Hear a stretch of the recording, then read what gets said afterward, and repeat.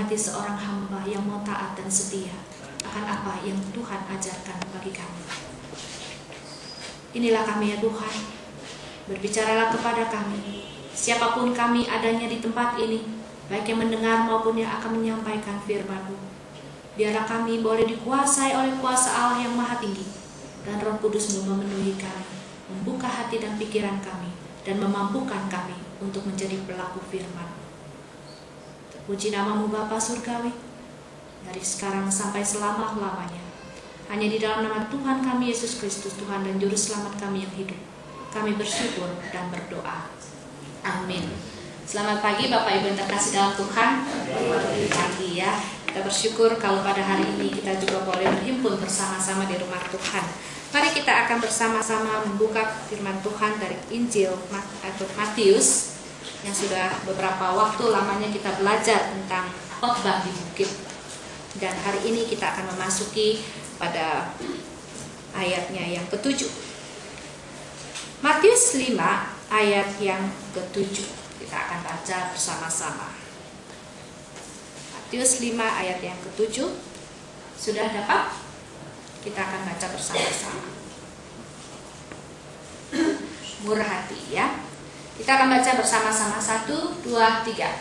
Berbahagialah orang yang murah hatinya, karena mereka sekali lagi, berbahagialah orang yang murah hatinya, karena mereka akan beroleh kemurahan. Bapak Ibu yang terkasih dalam Tuhan, kalau kita mengatakan kata-kata ini, berbahagialah orang yang murah hatinya, kira-kira apa dalam hati kita tentang kata murah hati? Dalam pikiran kita apa sih kata murah hati? Mungkin secara umum kita tahu ya, apa sih murah hati? Apa? Sekarang kita tanya, apa sih saya sudah menjadi orang yang murah hati? Murah hati secara umum apa? Suka atau mudah memberi, ya. Seringkali kita ini tidak asing ya. Tidak pelit, penyayang, dan pengasih, suka menolong, baik hati. Bapak Ibu setuju nggak dengan kata-kata ini? Murah hati seperti ini, benar nggak? Kok benarnya sebentar itu menjadi yang murah hati? Lain nggak? Murah hati benar nggak kira-kira seperti ini? Suka, mudah memberi, tidak pelit, ya, penyayang dan pengasih, suka menolong, baik hati. Ini umum ya, umumnya seperti ini, murah hati seperti ini.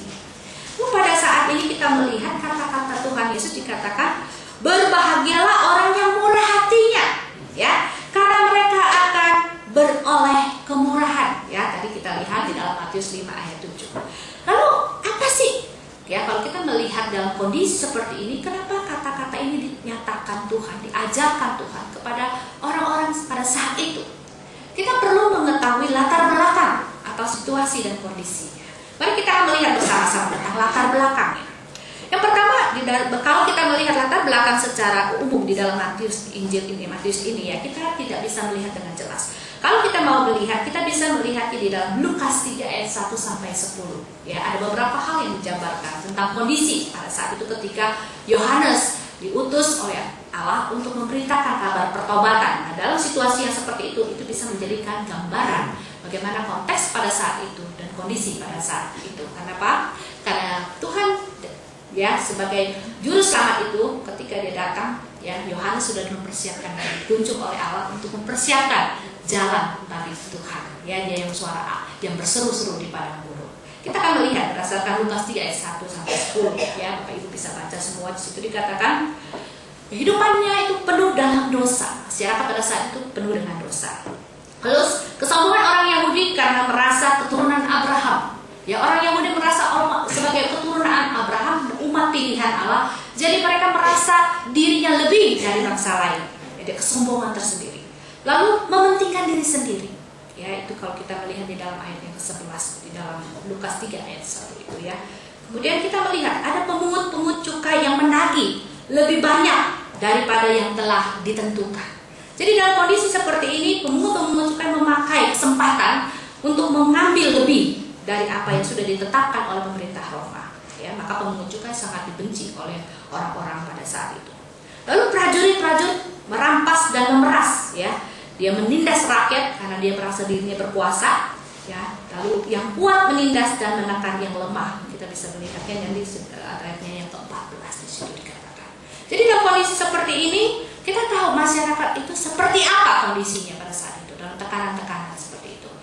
Bapak Ibu, kalau kita mengingat kembali sejarah Indonesia, ya, Indonesia pernah dijajah, ya, ribuan tahun, ratusan tahun, ya. Kita tahu Belanda menjajah kita itu 350 tahun, ya, 3,5 abad.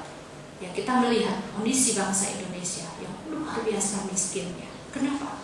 Karena semua hasil bumi dibawa, ya, semua para rakyat diminta yang kuat-kuat untuk bekerja, luar biasa. Dan kondisi seperti itu, banyak yang lari, makan ubi, makan segala macam, kondisi seperti itu.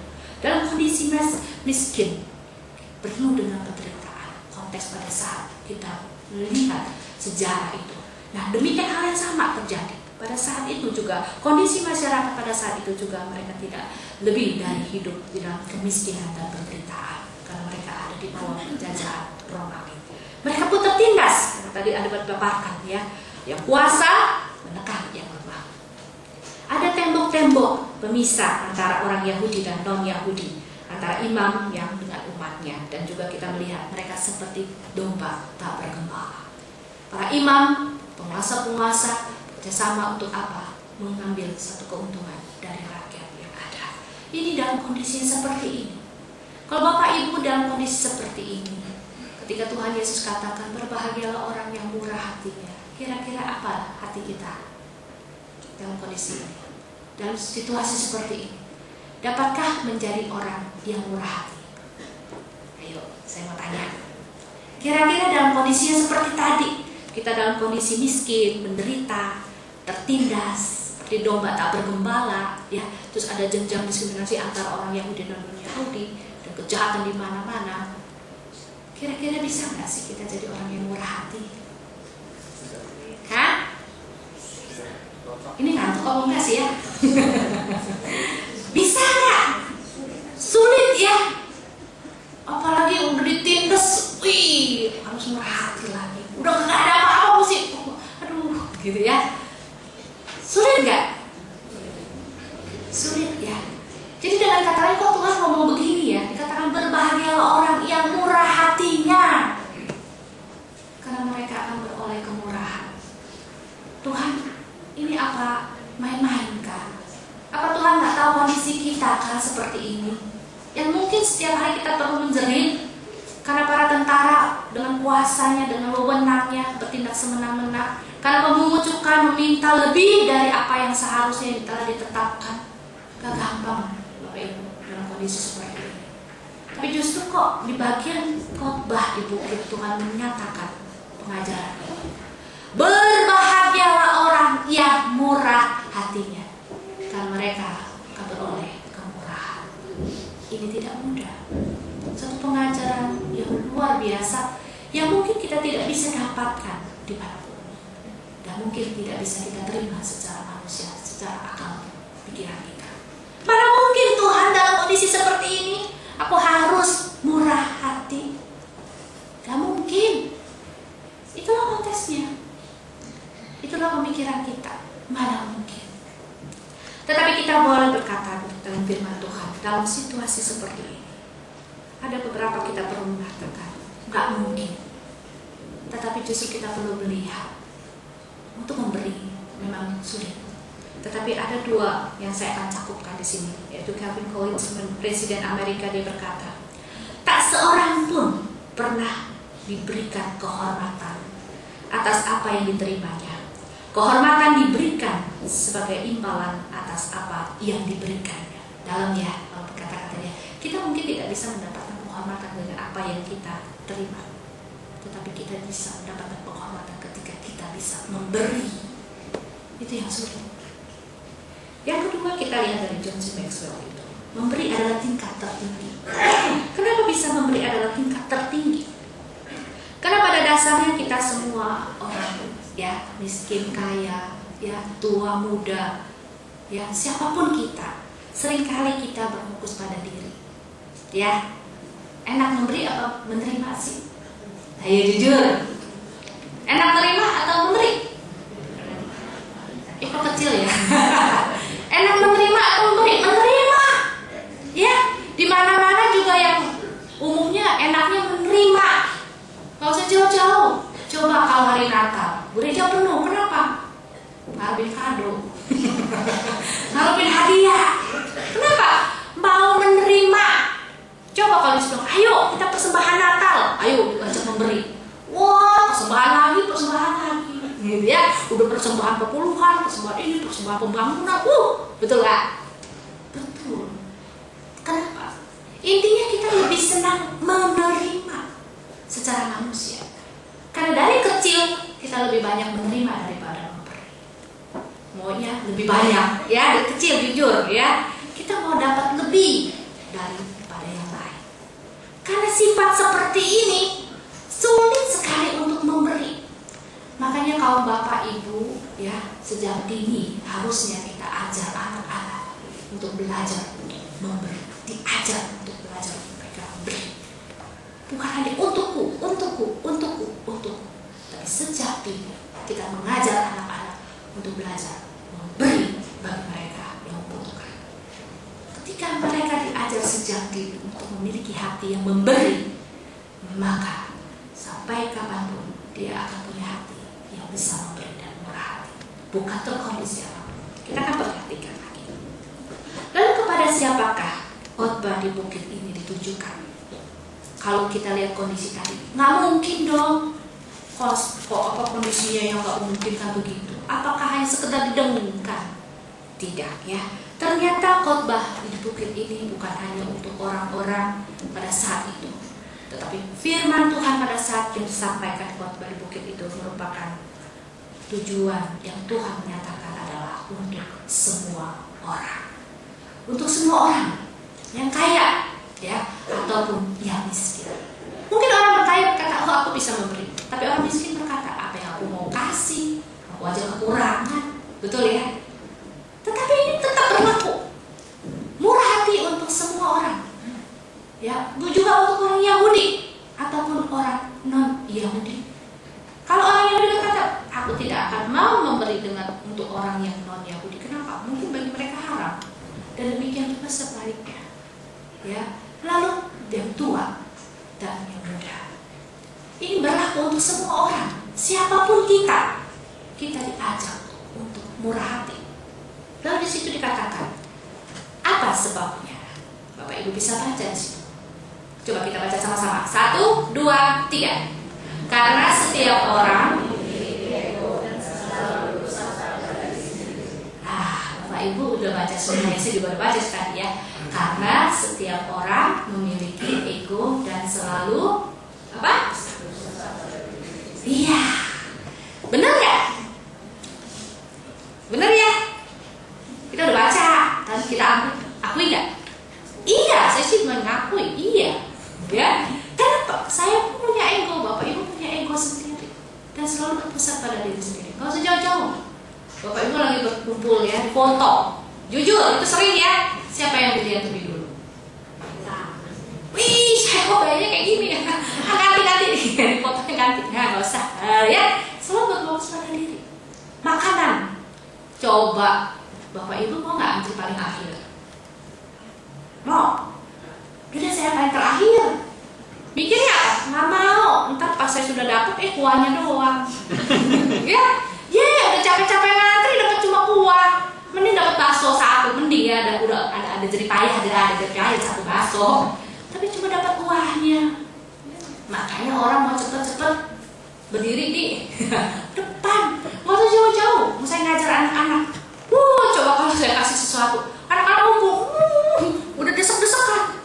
Kenapa? Takut nggak kebagian. Intinya apa? Mau lebih dapat duluan, ego. Nah, kalau orang murah hati sulit nggak? Jadi seperti ini nih, sulit. Intinya apa? Saya ini loh fokusnya, bukan orang lain. Kalau murah hati kan fokusnya apa? Diri atau orang lain? Lebih banyak apa? Orang lain kan? Kenapa? Kalau kita berfokus pada diri sendiri mah bukan murah hati, egois kan? Udah jelas ketika kita jalan. Justru kita murah hati ketika kita bisa berbagi. Ya, itu namanya murah hati. Dalam kondisi kita bisa melihat, itu murah hati. Dan sulit. Pada dasarnya kita sulit untuk berbagi. Pada dasarnya kita kita sulit untuk menjadi orang yang murah hati. Itu saja. Murah senyum aja susah, apalagi murah hati. Coba deh masuk ke gereja, berapa banyak orang yang senyum sama kita? Ayo, jujur aja, ya. Senyum itu indah, tapi susah. Coba, Bapak Ibu lagi buka perangko, masuk, tiba-tiba mulut ada pasal lagi Kak, apa kabar? Senyum nggak? Baru lagi marah-marah sama istri di rumah, kenapa jengkel? Lagi makan sarapan pagi, ya asin bang, mau marah, minta ke gereja, gitu ya, udah nggak mangkong, gitu ya, cemberut deh. Bapak Ibu lagi dalam sini, terus siapa? Selamat pagi Pak, teman berkati, seneng nggak? Seneng, tapi kalau yang penyambutnya sama-sama mengkerut, kira-kira enak nggak? Yang satu dongkol, yang satu keki, bagaimana kira-kira? Ini gereja apa kuburan? Betul kan? Kenapa? Murah senyum itu indah. Dia membuka dunia yang gelap, ya. Apalagi murah hati, itu satu hal yang luar biasa. Yang namanya murah bukan artinya murahan, ya. Betul kan? Tapi yang namanya murah hati itu lebih tinggi dari apapun. Kenapa? Kita akan pelajari lagi. Kita akan bersama-sama melihat. Di sini dikatakan bahwa, ya, kita melihat ya bahwa apa yang dikatakan pada saat itu melakukan yang kaya dan yang kuat menindas yang miskin, sudah dikatakan ya, dan lemah. Benar, ini terjadi. Ya, justru karena kondisi-kondisi seperti ini, diskriminasi terjadi, maka semua itu berpusat pada diri, itu sulit sekali. Saya ulang ini kenapa? Karena ini pun terjadi pada kondisi kita dimanapun negara, ya, selalu ada hal ini. Jadi dengan kata lain, khotbah di bukit bukan hanya pada saat itu, bukan hanya terjadi dan konteksnya berlaku untuk orang Yahudi, tidak, tetapi untuk semua orang di segala tempat dan siapapun juga ini tetap berlaku.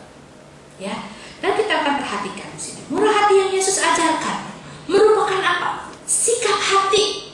Ya, itu yang penting, sikap hati yang didasarkan pada kasih Allah. Kenapa? Karena pada saat Tuhan Yesus memberitakan khotbah di bukit ini, dia mengajarkan tentang kerajaan Allah. Kerajaan Allah yang berbeda dengan kerajaan-kerajaan yang ada di dunia. Mungkin orang bisa memberi, bisa, tetapi tidak didasarkan kepada kasih. Bisa kan? Makanya ada orang memberi jangan terpaksa. Kenapa ada istilah seperti itu? Kalau beri jangan terpaksa, beri kok mengkerut, beri kok cemberut, gitu ya. Memberi dengan sukacita. Ketika orang memberi dengan sukacita, ketika orang memberi dengan tulus, harus didasarkan apa? Hati yang penuh kasih. Contoh, seorang ibu akan memberi dan terus memberi kepada anaknya. Karena apa? Karena dia mengasihi anaknya, bukan? Enggak usah diminta, aja dia udah siapin.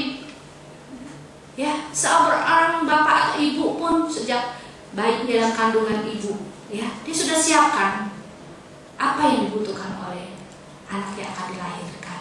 Itu tandanya apa? Kasih, didasarkan pada kasih.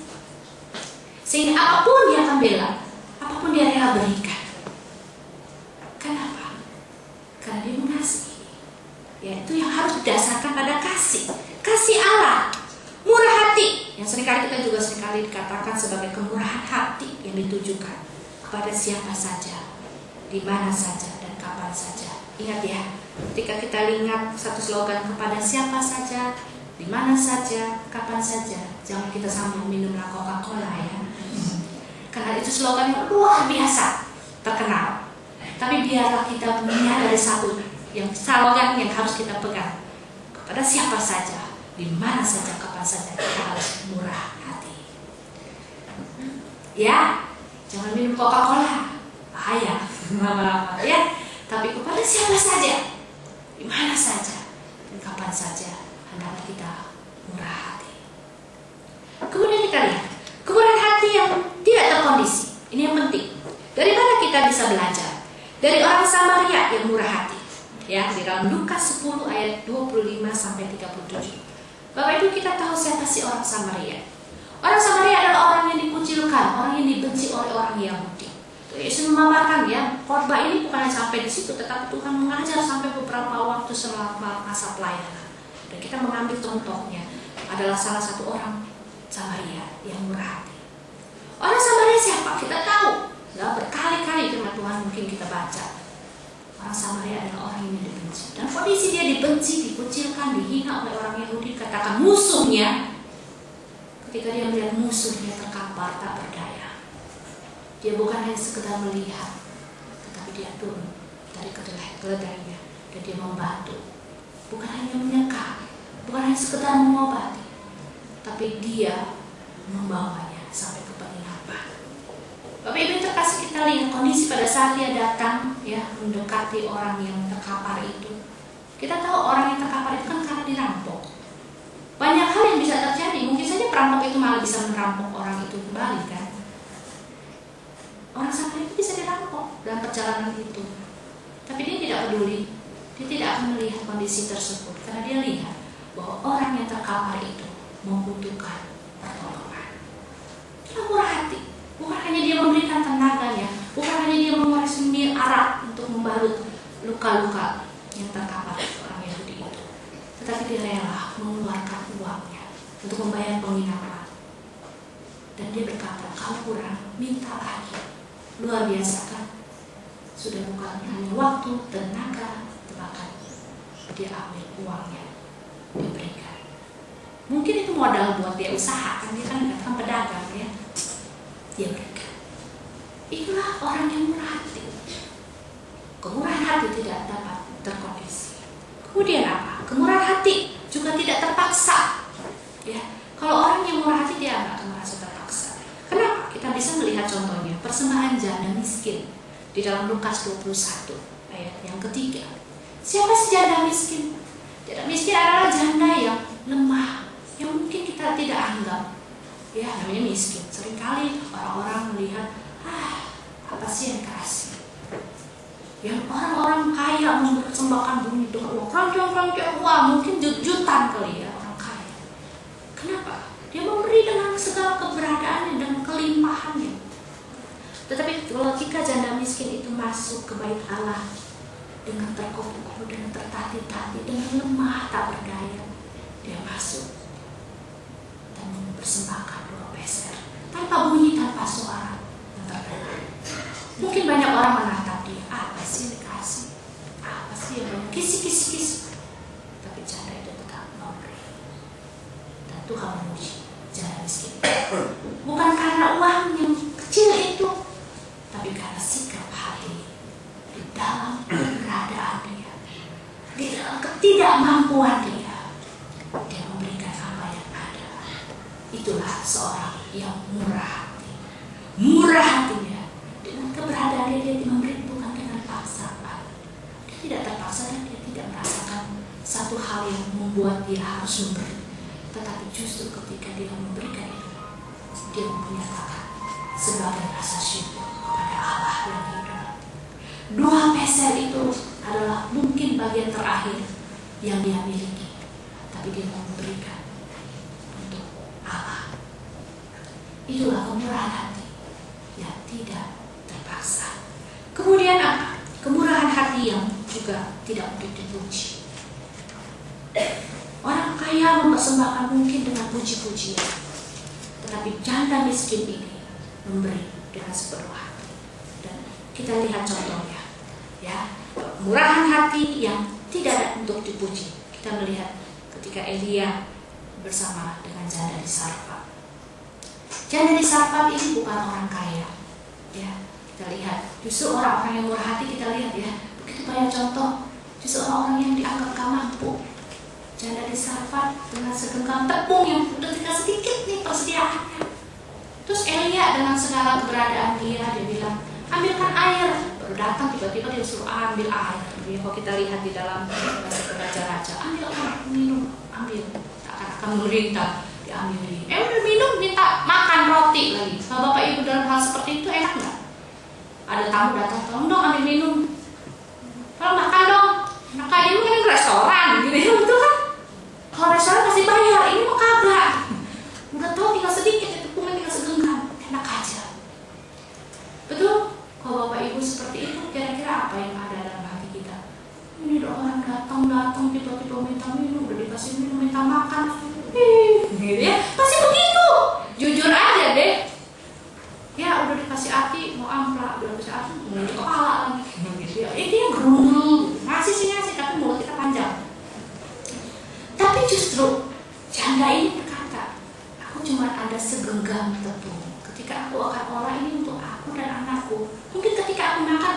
habis dan aku akan mati. Ingat dikatakan, ini aku akan mati. Tapi apa dikatakan Elia? Perbuatlah. Ih, ego banget loh kalau kita nggak tahu. Ini Nabi ego banget, nggak mikirin janda sama anaknya. Perbuat. Lalu dia buat. Dia buat, walaupun ada janji di situ. Dia lakukan dan dia berikan itu kepada Elia. Itu satu hal yang murah hati. Tuh, ketika dikasih, Elia nggak puji-puji. Oh, kamu janda yang hebat ya, beriman luar biasa, enggak. Ya, tetapi janda itu memberi dengan sepenuh hati. Dia rela. Dia tidak minta dipuji. Kemurahan hati itu hati yang luar biasa. Itulah yang Tuhan ajarkan. Melalui firman Tuhan, contoh-contoh ini kita boleh diajar untuk kembali melihat menjadi orang yang murah hati. Sungguh amat luar biasa, tidak mudah. Tapi Tuhan inginkan kita lakukan seperti itu. Lalu kemurahan hati itu pun juga tidak terbatas. Kenapa kemurahan hati itu tidak terbatas? Karena kemurahan hati itu pun juga bisa mencakup tentang pengampunan. Pengampunan yang Tuhan Yesus ajarkan ketika Petrus berkata, ya dikatakan, bagaimana kita harus mengampuni? Aku mengampuni 7 kali kan? Tidak. Tetapi pengampunan itu kamu lakukan 70 kali 7 kali. Kalinya berapa? Enggak tahu. Artinya apa? Tidak ada hingga. Orang yang murah hati bisa juga mengampuni tanpa terhitung-hitung. Orang yang murah hati, dia memberikan sesuatu tanpa dihitung-hitung. Oh, aku udah ngampuni kamu. Kalau aku sudah kasih kamu. Ini hari minggu ini saya sudah tolong si A loh. Aku sudah mengampuni loh. Minggu depan, dihitung 1 bulan saya udah murah hati sama 30 orang. Enggak, ya. Murah hati menjadi satu kebiasaan kita. Itu dikatakan. Kan tidak terbatas. Lalu kemurahan hati dapat juga dinyatakan dalam bentuk materi yang seringkali kita pikirkan ya. Oh, dengan uang kita bisa menjadi orang yang murah hati. Tidak, ternyata bukan hanya dengan uang. Kenapa? Karena dampak dengan doa pun kita bisa jadi orang yang murah hati. Kenapa kita bisa berdoa itu juga merupakan satu hal yang murah hati? Karena ketika kita berdoa, bukankah kita menyediakan waktu untuk orang-orang yang kita doakan? Betul? Mencurahkan perhatian kita kepada mereka yang kita doakan. Itu salah satu bentuk kemurahan hati kita yang lain. Bukan hanya sekedar uang. Dan juga daya. Dengan menolong orang, dengan menggunakan tenaga kita, kita pun menjadi orang yang murah hati. Makanya dikatakan, dengan orang katakan, oh orang itu cekatan, orang itu suka nolong orang ya. Walaupun dia orang miskin, gak punya apa-apa, tapi dia memberikan tenaga untuk membantu orang lain. Jadi orang yang murah hati. Jadi jangan kita batasi murah hati itu hanya dengan uang. Tidak. Apapun yang kita miliki, kita bisa menjadi orang yang murah hati. Itulah yang Tuhan ajarkan. Kemudian kita akan melihat mengapa Tuhan ingin kita menjadi orang yang murah hati. Karena kita baca sama-sama. 1, 2, 3. Karena kemurahan hati merupakan sifat Allah. Betul nggak? Yakin ya? Kalau nggak yakin lihat tuh Alkitab tuh banyak tuh Yeremia 3:12 gitu ya. Allah itu murah hati.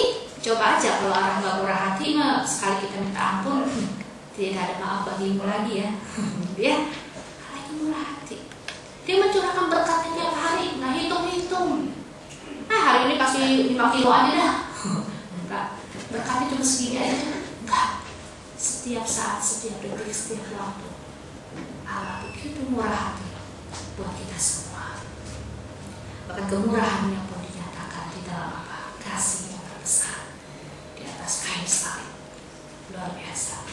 Dan di dalam Lukas dikatakan, ya Lukas 6:36 dikatakan, hendaklah kamu murah hati, sama seperti Bapamu adalah murah hati. Nggak gampang, tetapi kita diingatkan, hendaklah dihimbau, kamu murah hati. Kenapa? Karena Bapamu itu murah hati. Ya, menjadi orang yang murah hati kita bukan hanya sekedar diingatkan, tidak. Tetapi menjadi orang yang murah hati merupakan bagian identitas kita sebagai anak-anak Allah yang murah hati. Itulah identitas kita, orang yang murah hati. Ya, dan kita melihat bahwa orang yang murah hati bagaikan apa? Kita baca sama-sama. 2, 3. Orang yang murah hati bagaikan lilin yang rela mengorbankan apa yang dimilikinya. Terus baca, ya.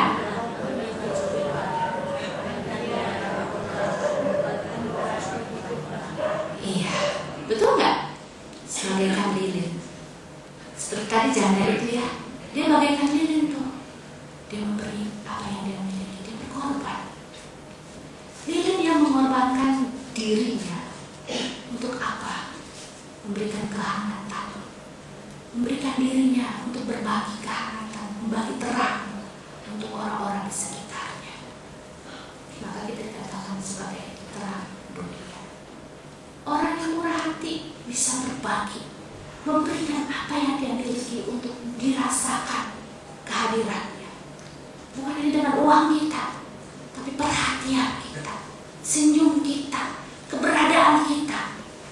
Apakah dirasakan oleh banyak orang?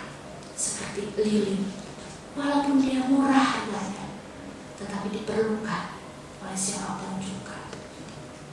Orang yang murah hati, apapun kondisi kita adanya, kalau kita orang murah hati, kita bisa menjadi berkat bagi banyak orang. Kita akan lihat lagi. Kita lihat, baca sama-sama. Orang yang murah hati bagaikan air yang menjejukkan dan menyegarkan bagi mereka yang membutuhkan pertolongan dan kepedulian terhadap sesamanya. Betul? Betul.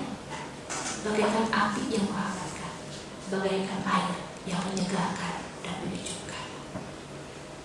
Kalau kita tahu ada orang yang membutuhkan pertolongan kita, ada orang yang membutuhkan doa kita, dan kita hadir dan kita ada di sana, yang menyatakan kasih kita, memurahkan hati kita kepada mereka. Bukankah itu seperti air yang menyegarkan mereka? Bukankah itu seperti air yang menyejukkan mereka?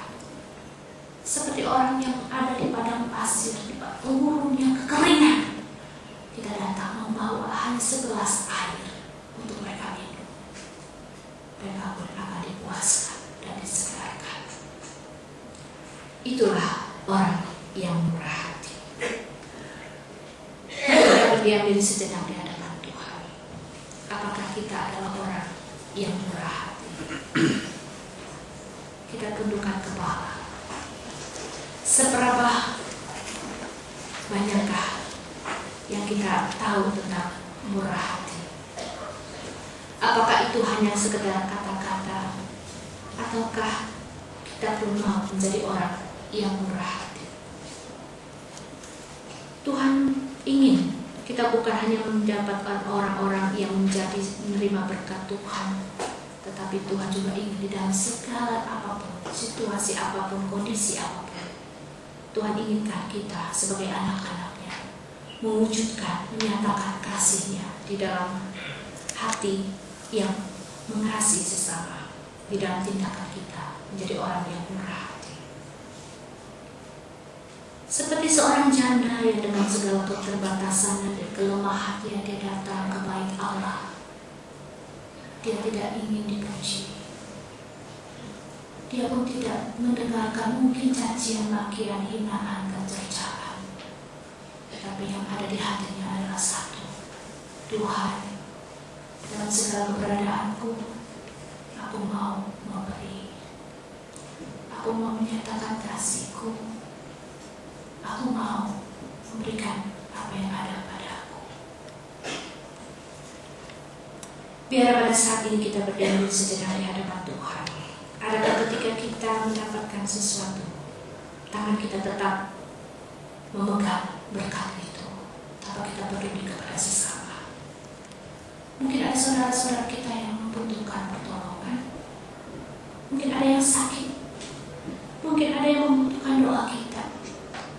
Apakah kita sudah menjadi orang yang murah hati, menyediakan waktu kita untuk datang berdoa bagi mereka? Mengulurkan tangan kita, menopangnya untuk bangkit berdiri.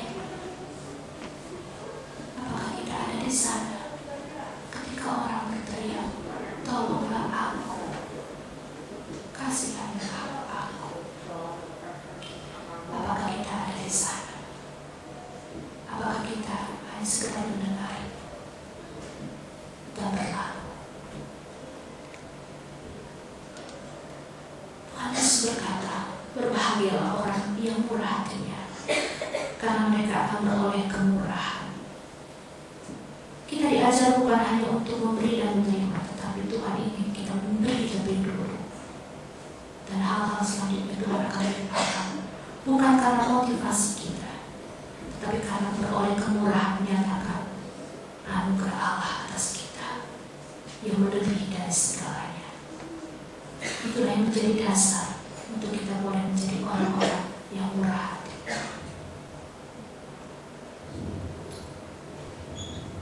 Biar kita boleh dikenal sebagai anak-anak Allah, bukan orang-orang yang kikir, bukan orang-orang yang pelit, bukan orang-orang yang menindas hak orang lain, tetapi kita boleh ada di saat mereka membutuhkan pertolongan kita. Kita boleh membagi hidup kita bagaikan lilin-lilin yang menyala untuk memberikan kehangatan bagi orang-orang di sekitarnya, memberikan terang bagi dunia yang gelap, bagaikan air yang menyegarkan dan menyejukkan mereka yang haus. Bapa di dalam surga, inilah kami. Kami bersyukur Tuhan kalau Tuhan telah berbicara kepada kami secara pribadi.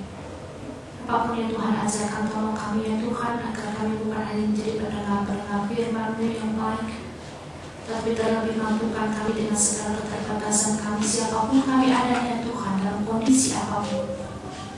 Ajarlah kami untuk menjadi pelaku firman.